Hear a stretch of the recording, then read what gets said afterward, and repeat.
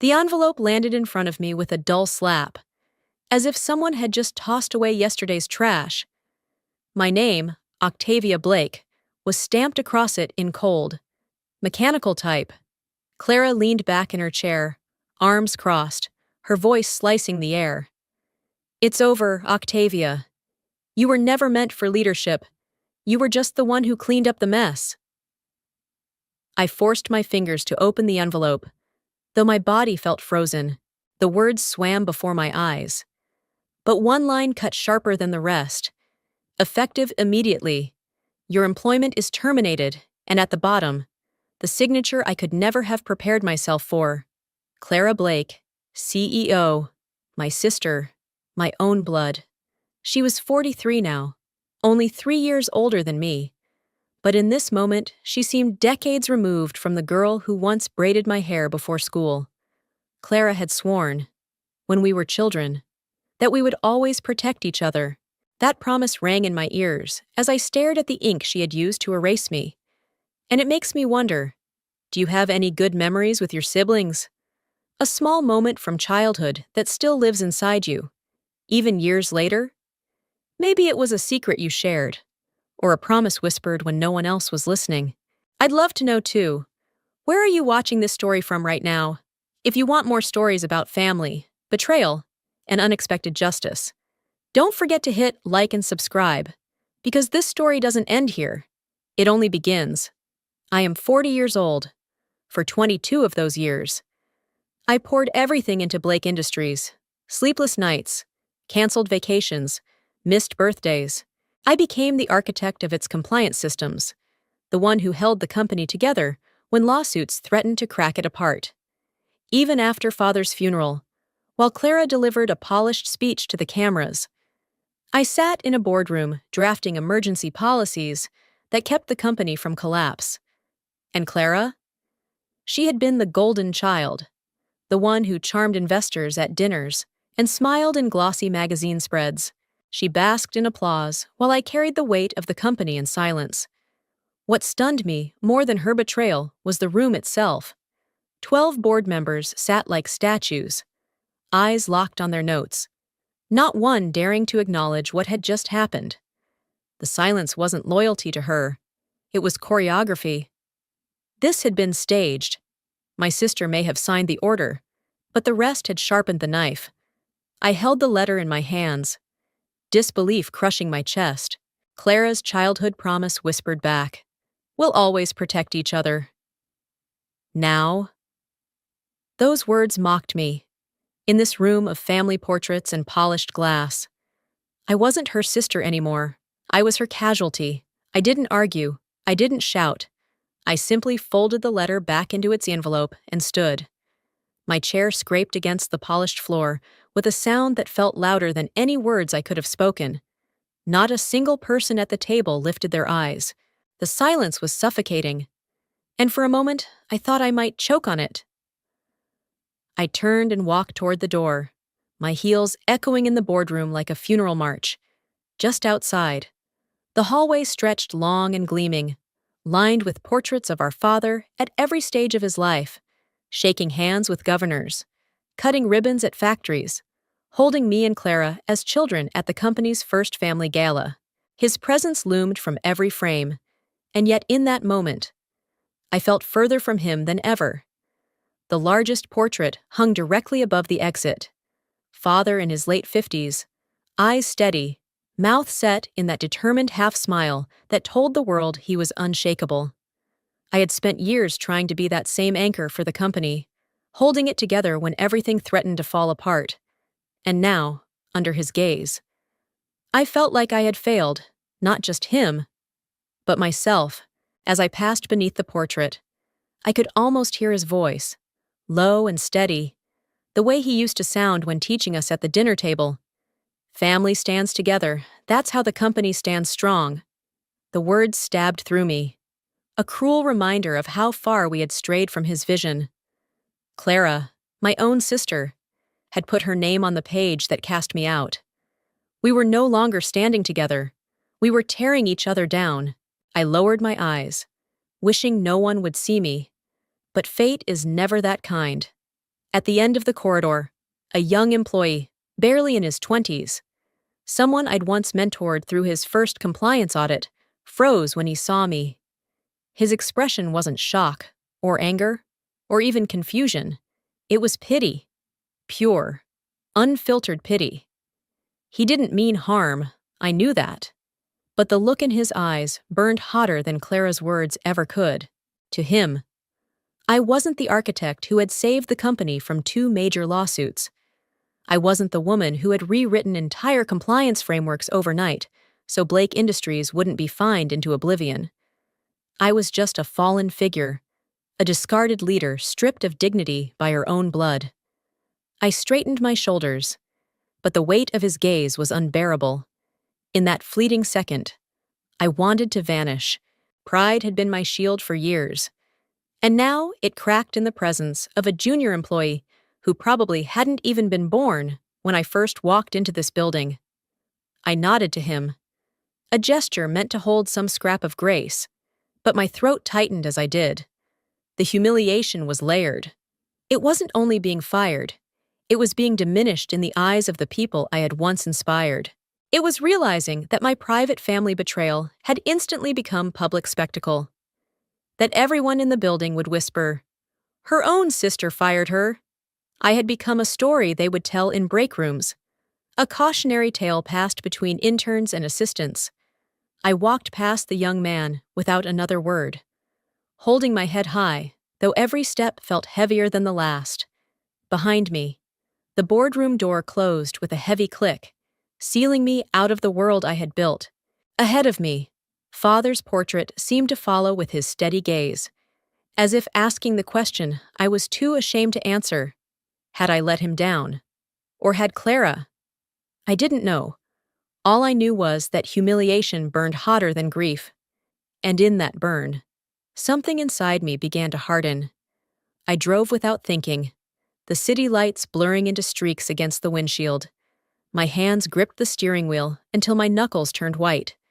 But my mind wasn't in the present. It was reaching back, clinging to voices and memories that refused to let me breathe. By the time I pulled into Father's driveway, I wasn't Octavia Blake, former executive, disgraced sister. I was a daughter again, desperate for the steadiness only his presence had ever given me. The house stood just as it had on the day of his funeral. White shutters, ivy climbing the brick, the porch light he'd never let burn out. I unlocked the door with the old brass key that still hung on my ring. The air inside was heavy with silence, thick with the kind of stillness that reminded you someone had left forever. I could almost smell him still, tobacco, leather, and the faint citrus cologne he favored. I went straight to his study, the one room Clara never cared for. She had called it cluttered, a relic of another era. To me, it was sacred. The shelves sagged under the weight of his law books, the walls lined with framed contracts and old black and white photos of the company's beginnings. The big mahogany desk sat in the center, papers stacked as though he might return any minute. I sank into his chair, tracing the scratches carved into the wood by years of use. I remembered sitting on the edge of this desk at 10 years old, swinging my legs as he explained what a shareholder was. "The company is like a boat," he told Clara and me. "You both will row together. That's how we move forward." Now, sitting in that same chair, the grief pressed in like a physical weight. We hadn't rowed together. Clara had chosen to steer alone, even if it meant throwing me overboard. As I opened the top drawer, my hands trembled. Inside, beneath neatly arranged fountain pens and half-empty notebooks, I found an envelope yellowed with time. My heart pounded as I unfolded the paper. It was a letter, unfinished, his handwriting sprawling across half a page. "To my daughters, Clara and Octavia, I leave behind not just this company, but the principles it was built on. My wish has always been to..." And then nothing. The ink trailed off mid-sentence, as if he had been interrupted, as if time itself had stolen the rest. My eyes filled with tears, blurring the words. My wish has always been to... To what? To share? To divide fairly? To entrust us equally? The silence of that blank space roared louder than any declaration. I clutched the paper to my chest, grief surging into something rawer. Clara had chosen power over family, and yet here was Father's ghost, whispering from between the lines, urging us to do the very thing she had abandoned. The unfinished letter was more than paper. It was a reminder that his dream had been fractured. He had wanted balance, for us to carry the weight together. Now, I was left staring at evidence of the dream he had died believing in, and the reality of the betrayal that shattered it. I leaned back in his chair, tears sliding silently down my cheeks. For a moment, I let myself imagine him walking through the door, lighting his pipe, telling me it would all be all right. But the room stayed empty. The only sound was the tick of the old grandfather clock in the corner, counting out the seconds of a world without him. The grief was suffocating, but buried inside it was something else, the faint spark of resolve. Father's words lingered, row together.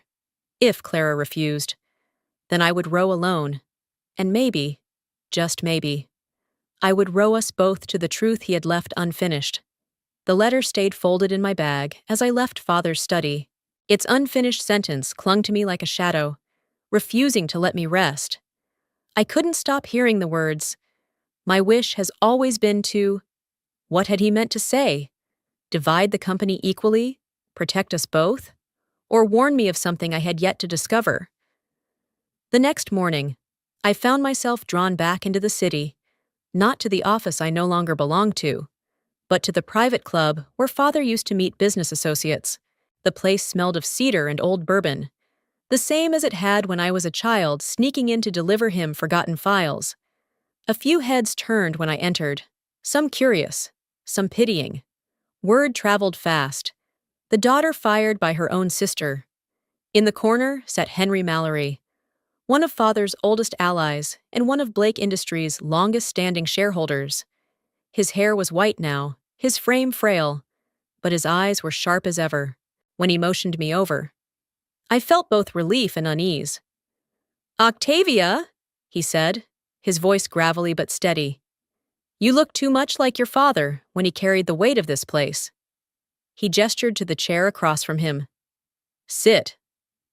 I obeyed, the curiosity pressing hard against my chest. "Mr. Mallory, did you know about Clara's decision?" He studied me for a long moment before shaking his head. "Clara's actions are her own, but your father, he saw it coming. Not the way, not the timing, but he knew the company would test you both." My breath caught. "What do you mean?" Henry leaned forward, lowering his voice. "Your father built more than contracts and systems.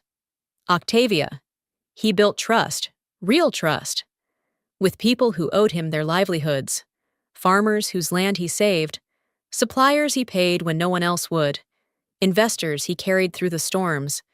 He called it his network. But to those of us who lived it, it was a family."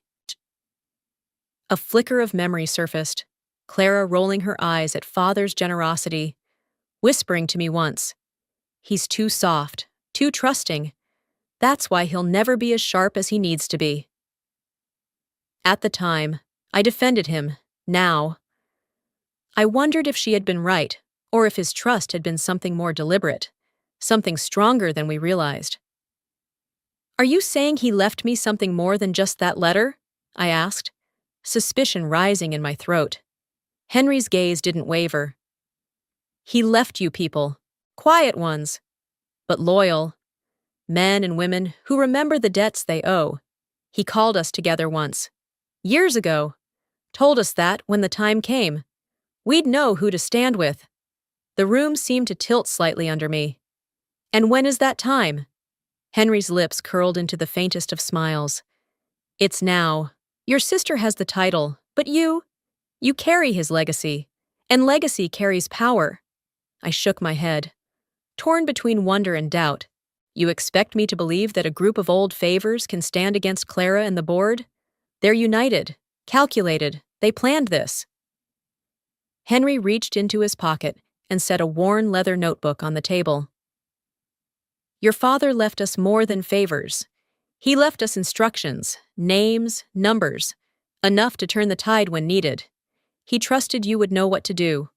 My fingers hovered over the notebook, my pulse quickening. The suspicion inside me sharpened. Was this truly what father intended? Or was Henry projecting his own agenda onto my grief? Henry must have seen the doubt in my eyes, because he leaned closer, his voice barely above a whisper. Octavia, it's time. Use the power your father left you, before it's too late. I sat back, clutching the notebook as if it might vanish. Father's unfinished letter, Clara's betrayal. And now this revelation, each piece twisted tighter around me. If what Henry said was true, then I wasn't as powerless as Clara believed. But I also couldn't shake the question that gnawed at me. Was I stepping into father's plan? Or into someone else's trap? And now I want to ask you, aren't you curious about this so-called secret weapon my father left behind? What do you think it really is? Do you believe Octavia is about to unleash something that will change everything? And what about Clara? Will she fight back, or crumble under the truth? Stay with me until the end of this story, because the most unexpected twist is still waiting just around the corner. I sat on the edge of Father's desk long after Henry had left, the notebook he'd given me resting heavy in my hands. Curiosity had turned into suspicion, and suspicion into something darker, a slow, bitter burn rising in my chest. The only person who could have stopped all of this, who should have stood beside me, was the very one who had signed my name away. I dialed Clara's number before I could talk myself out of it. My fingers trembled as the line rang, and when her voice finally came through, it was cool, measured, detached, like she was chairing another board meeting. Octavia, she said, without greeting, as though she had been expecting the call. My throat tightened, but I forced the words out. Why? After everything, after the years I gave to this company, to Father's legacy, you put your signature on that letter, my own sister. Why? There was a pause, and then the faint sound of her exhaling. It wasn't just me, she said flatly. The board demanded it, and my husband, he insisted. You think I had a choice? Bitterness pooled in me, thicker than grief. Don't you dare hide behind them. You had the choice not to sign. You had the choice to fight for me. You chose them over me. Her tone hardened. You don't understand the pressure. The board was restless. Investors were whispering. And Mark? She stopped, her voice catching for a fraction of a second before she covered it. Mark convinced them that your role had become unnecessary. If I hadn't signed, I would have been the next target. It wasn't my decision alone. Don't make me the villain. Her words landed with the force of betrayal wrapped in justification. Not your decision alone, I repeated, bitter laughter spilling out. Then whose hand held the pen? Whose name is at the bottom of the page? You think history will remember the whispers of a board? Or the excuses of a husband? No. Clara. They'll remember your signature. For a moment, silence pressed between us, stretching taut, and then, softly, I heard my own memory speaking louder than her defense, the day of her wedding. Father standing beside me, his arm heavy on my shoulder, his voice low so no one else could hear. She loves him, but be careful. That man looks at the company the way a wolf looks at sheep. I had dismissed it back then, telling myself father was too protective, too cautious. Clara had looked radiant in her gown, her eyes glowing with a mix of love and ambition. I wanted to believe in her happiness. I wanted to believe we would walk together into the company's future, just as he had always told us. Now father's warning rang in my ears like a curse fulfilled. Mark hadn't just married my sister, he had married the company. And in the process, he had convinced her to sign away her blood. Octavia, Clara said, her voice softer now, almost pleading.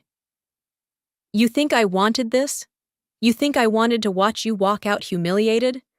I did what I thought I had to. It wasn't my decision alone. But the bitterness had already hardened inside me, sealing the crack between us. That may be true, I said coldly. But when Father's portrait hangs in the hallway, and people whisper about the day his daughters tore each other apart, no one will say the board forced you. No one will say Mark demanded it. They'll say Clara Blake signed her sister's name off the company. And they'll be right. The silence on the other end told me she had no answer. Or maybe she had one and couldn't bear to say it. I ended the call, staring at the phone in my hand, the weight of Father's notebook pressing into my lap. The bitterness didn't ease with her explanation. It deepened, because excuses didn't erase the truth. My sister had chosen to put her name before mine, and for that, I would never forgive her. The call with Clara left me hollow, her excuses echoing like empty footsteps in a dark hallway. I couldn't stay in the present any longer. The only place I felt pulled toward was Father's study, where shadows of him still lingered in every corner. My hand shook as I returned to the mahogany desk. Opening the drawer where I had once found the unfinished letter. This time, I reached deeper, past pens and ledgers, until my fingers brushed against a thick envelope sealed with his wax crest. The sight of his seal, the bold B he pressed into red wax, stopped me cold. My breath caught in my throat as though he were watching me, judging whether I was ready. With trembling hands, I cracked it open. Inside was a stack of legal papers bound together, their crispness preserved even after years untouched. The words at the top read, Blake Family Trust Agreement. My eyes raced down the pages, skimming clauses, signatures, notarized stamps. The details blurred until one sentence anchored me. Beneficiary, Octavia Blake, effective upon her 40th birthday. I sat back in Father's chair, the paper trembling in my hands.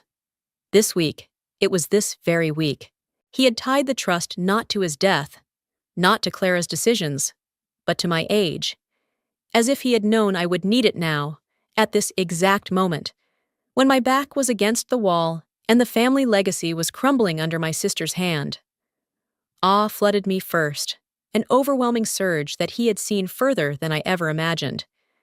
I could almost hear him again, speaking to me late at night when Clara was already asleep, telling me I had a different purpose. You're not a backup, Octavia. You're the foundation. One day, you'll understand. I had brushed it off as comfort back then, a father's way of soothing the younger daughter, who always stood in the shadow of the elder. But now, staring at the signatures of lawyers and trustees, I realized he hadn't been soothing me. He had been preparing me, and then the awe bled into fear. Because holding power on paper is one thing, wielding it against your own blood is another.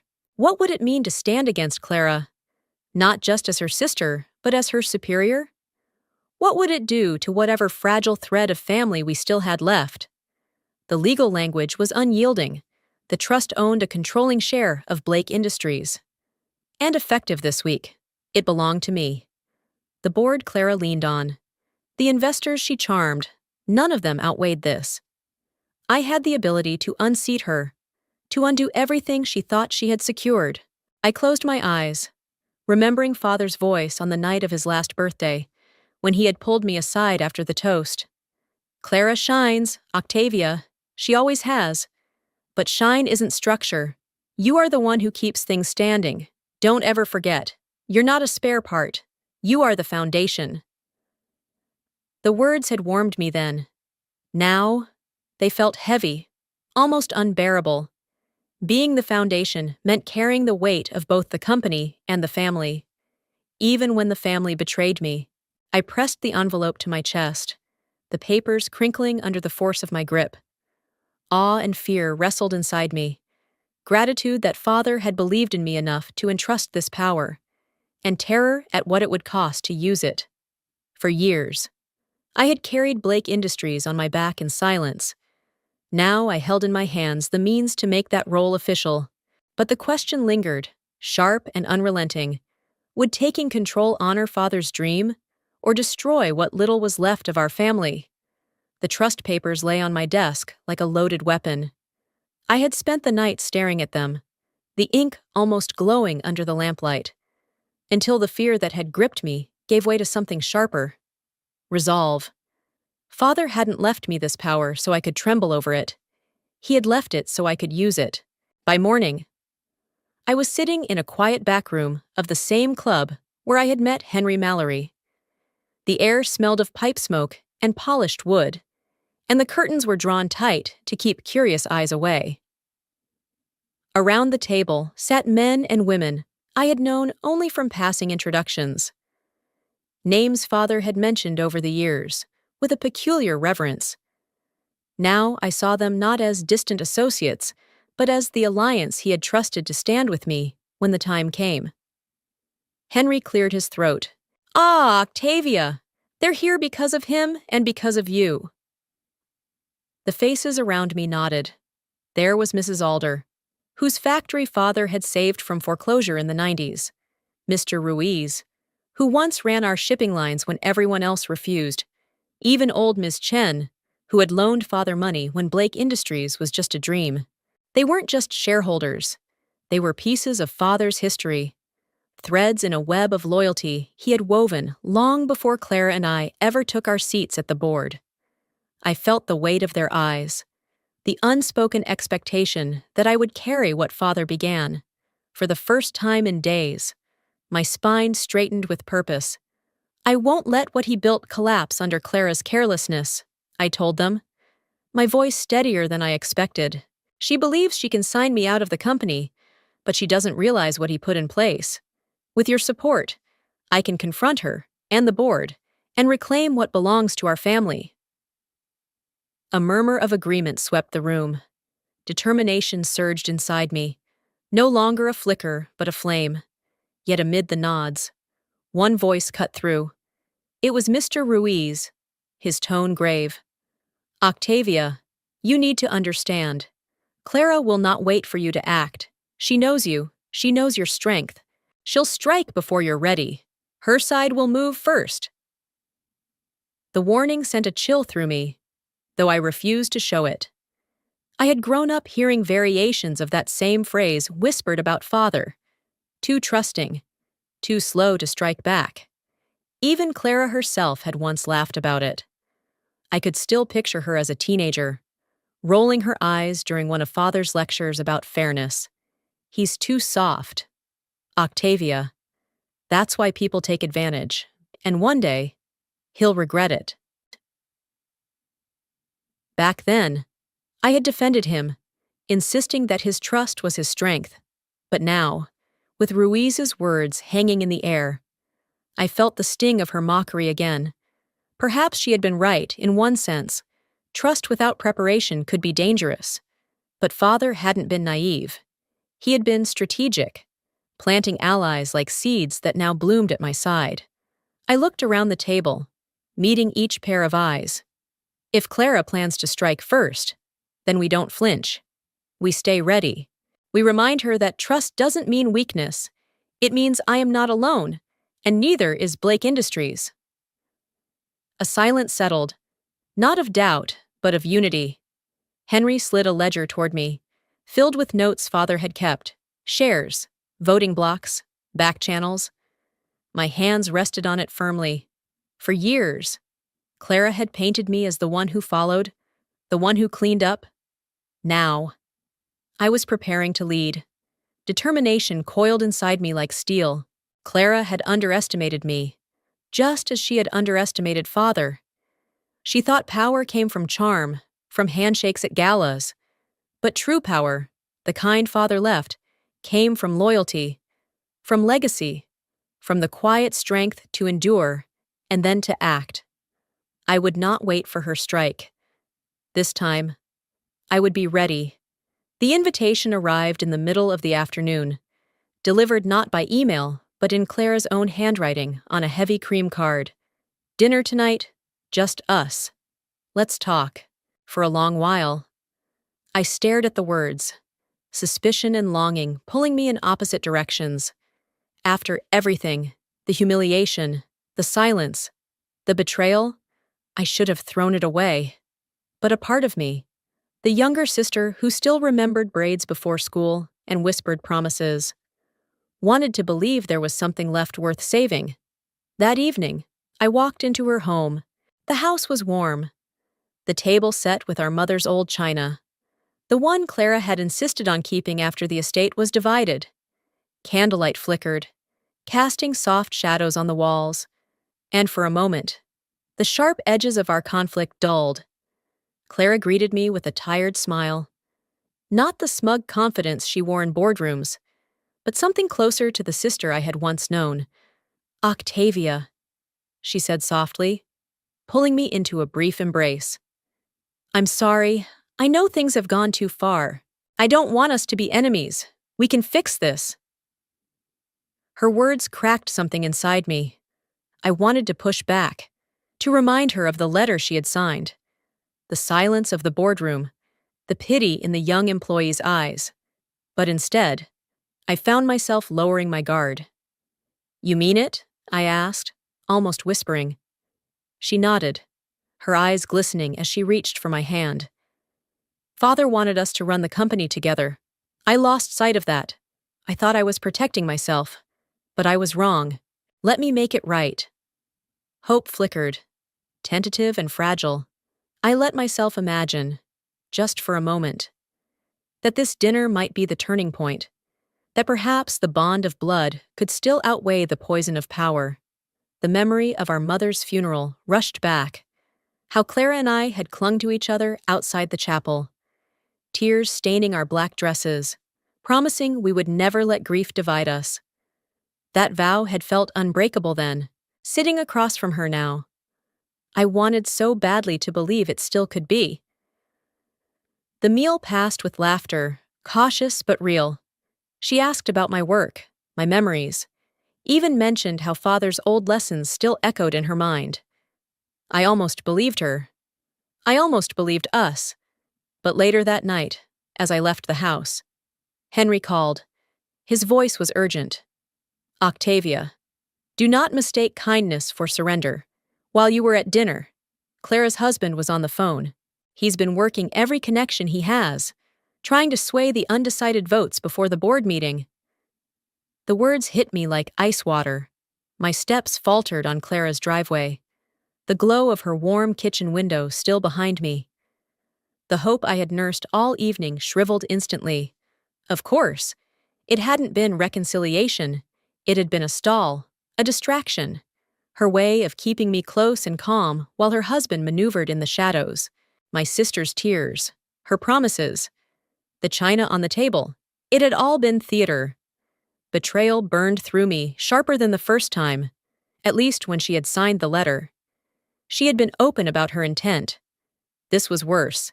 She had dangled hope in front of me, only to snatch it away, confirming that whatever we once had as sisters was gone. I looked back at the house one last time, the image of two little girls at their mother's graveside flashing across my mind. We had sworn to protect each other from the world. Instead, she had become the very threat I needed protection from. The hope was dead. What lived in its place was resolve. If Clara thought she could outmaneuver me with tricks and stalling, she had forgotten one thing. Father hadn't left me defenseless. And this time, I would not hesitate. The boardroom smelled the same as it always had: polished wood, stale coffee, the faint tang of nerves. But this time, I didn't enter as an employee. I walked in with the Blake family trust papers tucked under my arm, the knowledge of my father's plan giving weight to every step. For the first time since Clara signed my name off the company, I wasn't here to beg or explain. I was here to claim. The room went quiet as I approached the head of the table. Clara sat there, her chin high, her husband's hand resting casually on her chair like he already owned the room. Around them, the board members shifted in their seats, eyes darting between us. I laid the documents on the table, the sound sharp in the silence. "I am no longer here as your former compliance officer," I said, my voice cold. I stand before you as the controlling shareholder of Blake Industries, effective this week. Murmurs rippled through the room, disbelief mixing with unease. I let them see the seals, the notarized signatures, the trust father had set in stone. For a moment, I thought I had them, thought the truth would cut through Clara's arrogance like a knife. Then, a voice spoke from the far end of the table. A voice I knew too well. Interesting, said my cousin Daniel, rising from his seat. He had been more like a brother when we were young, the one who built forts with me in father's backyard, who whispered jokes at family dinners until we both laughed into our soup. Now. His eyes glittered with something harder. But how do we know these papers are legitimate? Convenient, isn't it? That such a powerful document appears only after your dismissal? The words struck harder than I expected. Of all people, I hadn't thought Daniel would turn. Clara's smirk widened as he continued. Perhaps this is desperation, a ploy to regain what you lost. The board deserves proof beyond your word. Anger flared in me, hot and bitter. Betrayal from Clara I could endure. She had shown her colors long ago. But Daniel? The cousin who once promised he'd always stand by me? His voice now carried Clara's script, her manipulation dripping from every syllable. I straightened, forcing steel into my tone. You want proof? Father anticipated this. He anticipated you. I opened the folder again and slid a second page across the table. It bore not just Father's signature, but the signatures of the trustees and the seal of the court clerk who had verified it. This isn't desperation. This is law. This is binding, Daniel faltered, his face tightening. I recognized the flicker in his eyes, the same look he used to wear when Father caught him lying as a child. Still, Clara leaned forward, trying to salvage ground. Documents can be forged, she said lightly, though I could see the tension in her knuckles. The board will need time to review. No, I cut her off. My voice rang sharper than I intended. But I didn't care. Father's trust isn't a suggestion. It isn't up for debate. He made sure of that. He warned us both. Remember? Don't ever sign what you haven't read. Well, I read every line. Did you? The silence that followed was heavier than stone. My anger was no longer a flame, but a controlled fire, lighting every word I spoke. Clara's smirk faltered. Daniel's shoulders sagged, and the board began shifting uneasily toward my side. For years, I had been the quiet daughter, the cleaner of messes, the loyal shadow. But Father had known better. He had left me the weapon, and now I had used it. As I gathered the papers back into the folder, I met Clara's eyes. You underestimated me, and worse, you underestimated him. The boardroom had emptied slowly, the echo of chairs scraping against the floor still lingering in the air. Clara remained seated, her hands folded tightly on the polished table, as if the wood itself could anchor her. For once, she looked smaller. The sharp edges of her confidence dulled. When the last door closed, she lifted her eyes to mine, and I saw something I hadn't expected. They were wet with tears. Octavia, she whispered, her voice breaking. You don't understand. Bitterness rose immediately to my tongue, ready to slice through her weakness. But before I could speak, her face crumpled, and the words tumbled out in a rush. I didn't want to sign it. They forced me. Mark, and the board. They told me if I didn't, they would strip me out of everything too. They said the investors would never stand for both of us having power. I thought. She stopped, choking on her breath. Her tears glistened in the light, leaving streaks on the face that had once been my shield when we were children. For a moment, I couldn't breathe. Forced you? I repeated, my voice trembling between disbelief and rage. And you chose to sacrifice me? Clara's shoulders shook as she covered her face. I thought. Her hands fell back to the table, fists clenched. I thought if it was just you. It would end there. I thought I could keep you safe from worse. The words hit me harder than any insult ever had. Keep me safe. My mind reeled. She had signed away my dignity, my career, my place in Father's legacy, under the illusion that betrayal could somehow be protection. You thought humiliating me in front of the board, in front of the whole company, was safety. My voice rose, sharp and shaking. You thought breaking me down was the way to protect me? Her lips quivered. And then, as if she realized too late what she had revealed, she whispered, I thought by giving them what they wanted, I could shield you, that they'd leave you alone once it was done. Pain lanced through me, not because of her reasoning, but because of the memory it stirred. I saw us as girls again, standing in the driveway the morning I left for university. Clara holding me so tight my ribs hurt. She had whispered then, her voice fierce through her tears. Don't worry, Tavia. No matter how far you go, I'll never let anything happen to you. Now that promise echoed back like a cruel joke. Somewhere along the years, that vow had twisted, curdled, until her version of protection meant betrayal dressed as sacrifice. I didn't need you to save me by destroying me, I said quietly, my anger edged with grief. I needed you to stand with me, like Father wanted, like we swore we would. Clara pressed her forehead into her hands, sobbing openly now. The sound was raw, unguarded, the sound of a sister who had trapped herself in the very cage she built for me. But I couldn't comfort her. The wound was too deep, the revelation too jagged. I stood, my chair scraping against the floor. You thought you could protect me, I said, my voice steady even as my heart fractured.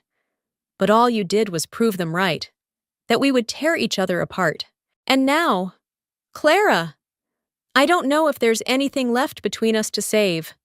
Her sobs filled the room, but I walked toward the door, each step heavy with the weight of a childhood vow broken beyond repair. Behind me, my sister's tears rang louder than the silence of the board ever had. The boardroom was fuller than I had ever seen it. Every seat taken, every voice hushed. The air hummed with tension, the kind that clings to walls and skin, thick with the knowledge that something irreversible was about to happen. Clara sat at the head of the table, her posture tall, her face carefully composed.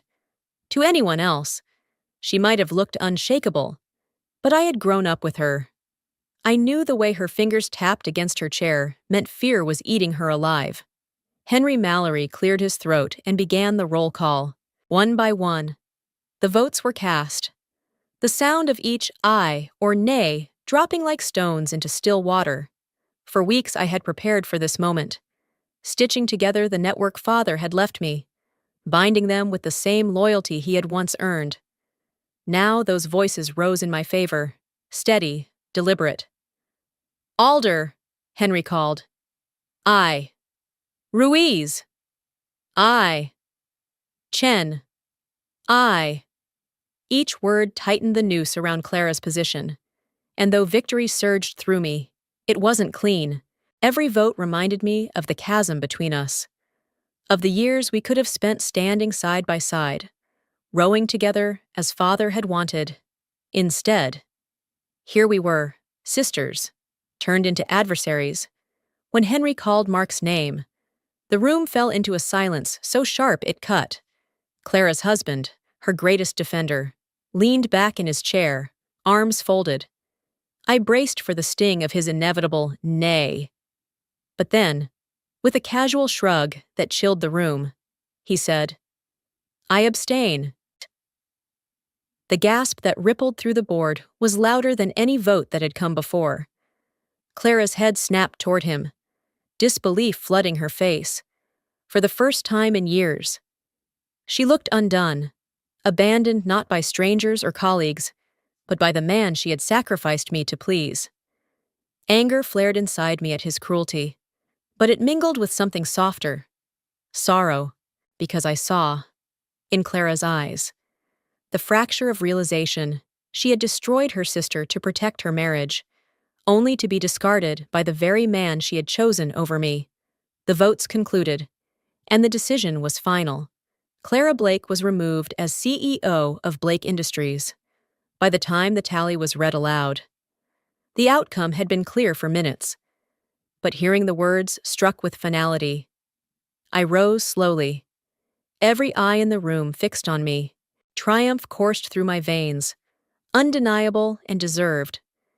I had done what Clara thought I never could, stood on my own, claimed the power Father had reserved for me, and proven that I was not expendable.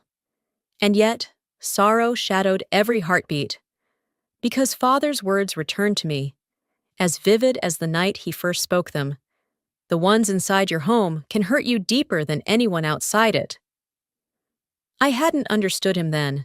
I thought betrayal came from competitors, rivals, strangers lurking in the marketplace. But no, he had been right.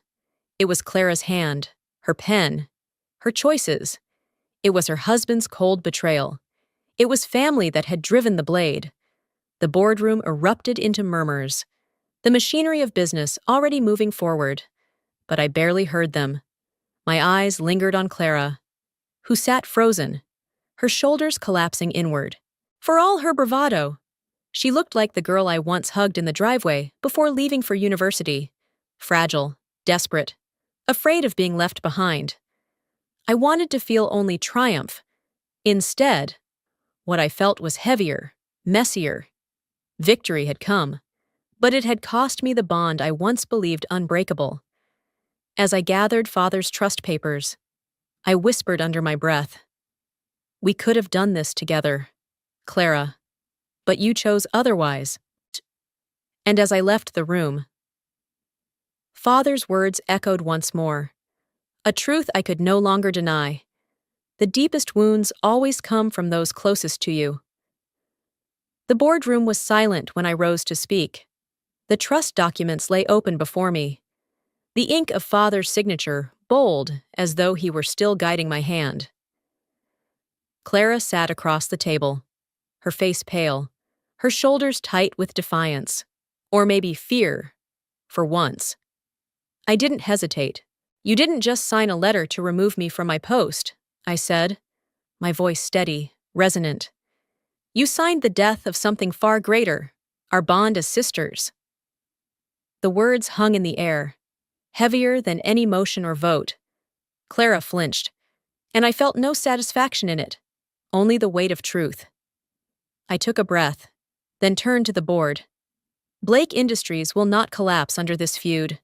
My father built this company on trust, on integrity, on vision, not on family politics. I will not repeat his mistake of letting bloodlines blur the line of leadership. A ripple of surprise moved through the room. Some expected me to seize the CEO chair for myself, others to cast Clara out completely. Instead, I continued, Clara Blake will remain with the company, not as CEO, not with power to wound again, but as an honorary figure, her place in the legacy acknowledged, her influence contained. For the future, leadership will rest with a professional CEO, someone chosen for merit, not family name.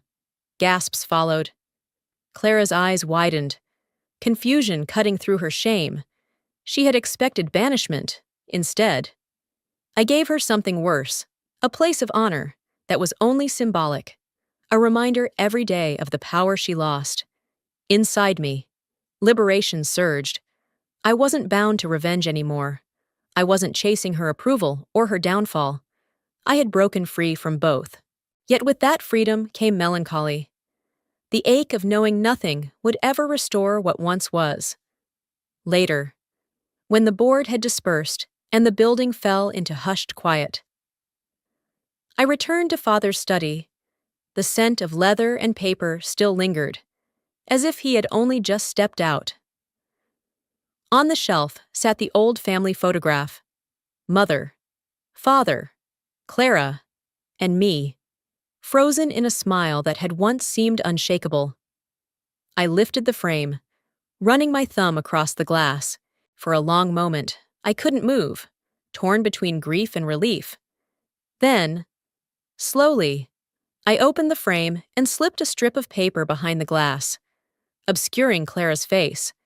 The image changed in an instant, a family intact on the surface, but truth hidden beneath. It wasn't anger that guided me, but clarity. The bond was broken, and no photograph could lie enough to mend it. Father's words whispered back, "The ones inside your home can cut deepest." He had been right. Clara had cut me deeper than any rival could. But he had also prepared me, left me strong enough to stand on my own. Blake Industries would survive because of me, not despite me.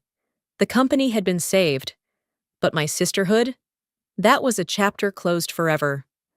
I placed the altered photograph back on the shelf and whispered into the stillness. We could have carried this together, but I will carry it alone. And now I want to ask you, have you ever felt the sting of betrayal from someone closest to you? Do you believe bonds can ever truly be repaired once broken?